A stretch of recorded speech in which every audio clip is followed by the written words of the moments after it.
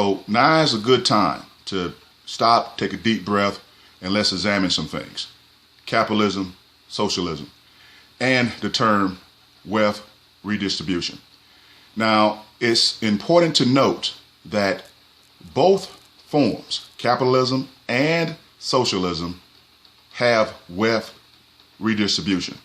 In the terms of socialism, it's wealth redistributed from the few to the many, and in capitalism, it's wealth redistributed from the many to the few.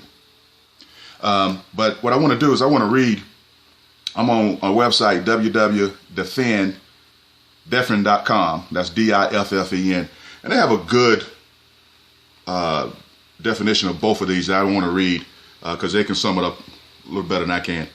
On capitalism, capital, or the means of production, is owned, operated, and traded in order to generate profits for private owners or shareholders. The emphasis is on individual profit rather than on workers or society as a whole. No restriction on who may own capital. Socialism, from each according to his ability, to each according to his contribution. Emphasis on profit being distributed among the society or workforce to complement individual wages or salaries. And you see, so a lot of what you're likely to hear when you're watching the news or reading the papers is that, or listening to talk radio, and particularly watching Fox News, is that socialism is a bad thing, that socialism punishes free enterprise, punishes the wealth makers. Now, when you are seeing these things, it's important to note a couple of things. Most of the media, and by that I mean NBC, CBS, ABC, CNN, and of course it's obvious with Fox, who's owned by this man, Rupert Murdoch. Most of the media is owned by capitalists. So a lot of what you see and hear is going to be skewed in favor of capitalism. Now, it's also important to note that our country is built on a foundation of capitalism, right? We are a country of competitors. I love capitalism. And most of you love capitalism. We love the idea of I can come out here, work harder, work smarter, come up with the innovative idea, and I can make buku money. At its heart, that's what capitalism encourages. But what you must also understand is that no form of government is perfect 100%. Anything taken to 100% of the way, or heaven forbid, to the extreme, is bad. With socialism, you know the extreme. It's called communism, and we can all attest to the fact that communism is bad. And to be honest, communism is socialism taken to the extreme. And no American wants any part of that.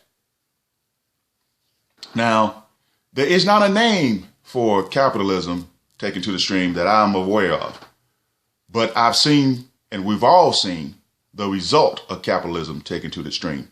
We've seen it in the stock market crash of 1929. Or you read about it. Most of us, we weren't around. But you read about it. That's capitalism taken to the extreme. But most recently, the stock market crash of 2008 is an example of capitalism taken to the extreme. And I know some people will say, or some capitalist apologists will say, no, that was people taking out loans on houses that they couldn't afford. That's what crashed it. That's not what crashed it. When the housing mortgage was unregulated, mortgage business was unregulated, the companies loaned monies to people who couldn't afford them, and they quantified them any kind of way they wanted to. And they did so because they knew there was a secondary market that they were going to take part in. In other words, a bank could loan couple A $100,000 on a house, and the company could only afford $50,000. Bad credit risk. But the bank also knew that they were just going to package that mortgage up and sell it to somebody else anyway. And it's going to be a part of another side little business. So they had no risk in taking shaky loans. No regulation there whatsoever. That's capitalism to the extreme. And we all saw the result of that. We're still, in some cases, still feeling some of the results of that. We also seen the effects of capitalism to the extreme in the terms of the CEO pay. You've all seen examples, maybe even up close and personal, where the CEO has gotten huge salaries, huge bonuses, huge benefits, where the workers' salaries have stagnated. And without the government intervening in that, putting caps on that, that just gets wider. That's capitalism run amok, capitalism to the extreme. So no form, whether it be capitalism or socialism to the extreme, is good. And I know when you're watching the news, and again, you're watching Fox News, ABC, CBS, CNN, it seems that all the information you get on socialism is kind of negative. But what you must understand is that all of the media that you see on TV, the CBSs and ABCs and all them of the world, and definitely Fox, owned by this man, Rupert Murdoch, all these entities are arms of capitalists. So you're not going to see anyone talking about any of the benefits of socialism. They're not going to talk about how Medicare and Medicaid are basically socialist programs or forms of socialism, and Social Security, right?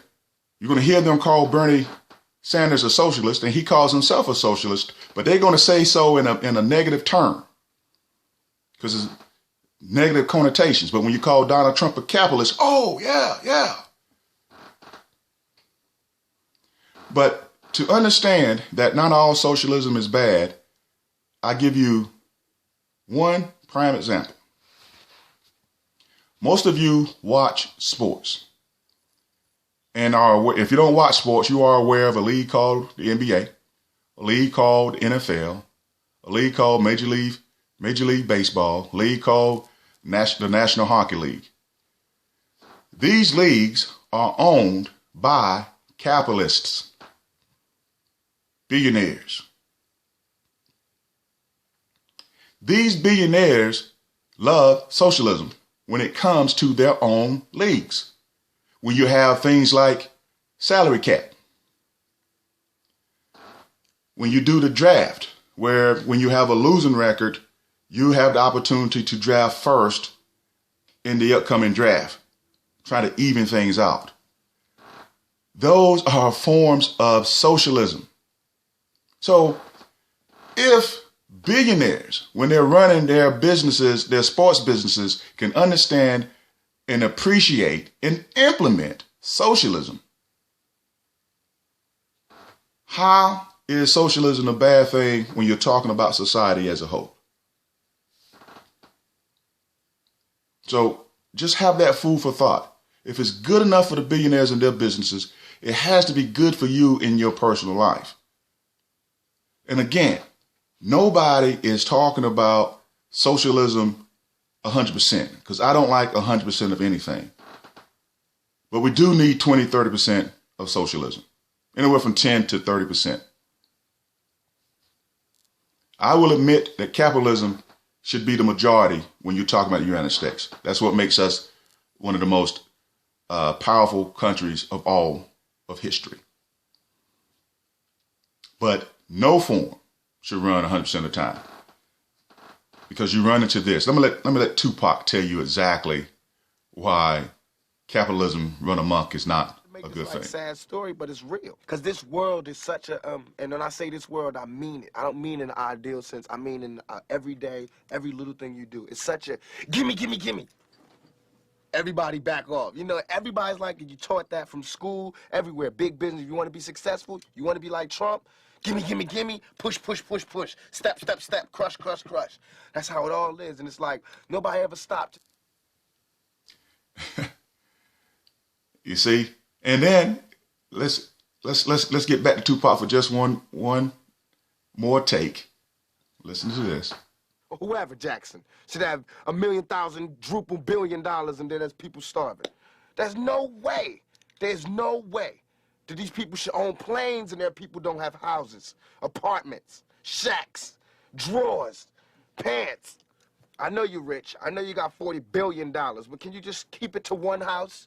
You only need one house. And if you only got 2 kids, can you just keep it to 2 rooms? I mean, why have 52 rooms and you know there's somebody with no room? It just don't make sense. And I agree wholeheartedly. I'm not saying once you should be able to do what you want with your money.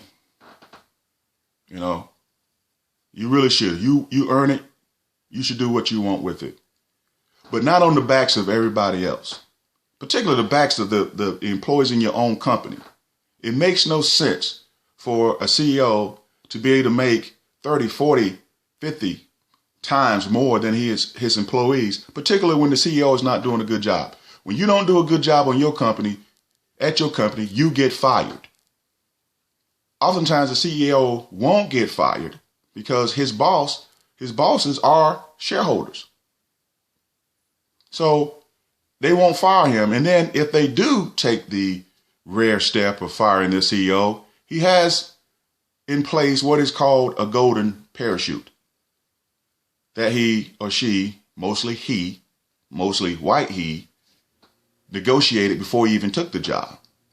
Meaning that even if he screws up horrendously or horribly, extremely, he will get a nice package on his way out the door to the tune of millions of dollars. Where if you do a bad job and get fired, you get out the door with your 401k and the clothes on your back. There's something wrong with that. And so that's why it's important that as you go forward and you hear socialism and you hear Bernie Sanders being called a socialist, that you understand exactly what that means and understand that it's not some evil thing. And you have to be able to articulate that to others because the media is not going to do it. Like Mitt Romney said, the media is a corporation, and Mitt Romney said corporations are people, and he's right. Corporations are people. They are made up of people, and people are human. And as humans, we can be greedy. And so sometimes we need government to kind of step in and make sure everything's fair. Okay? Okay.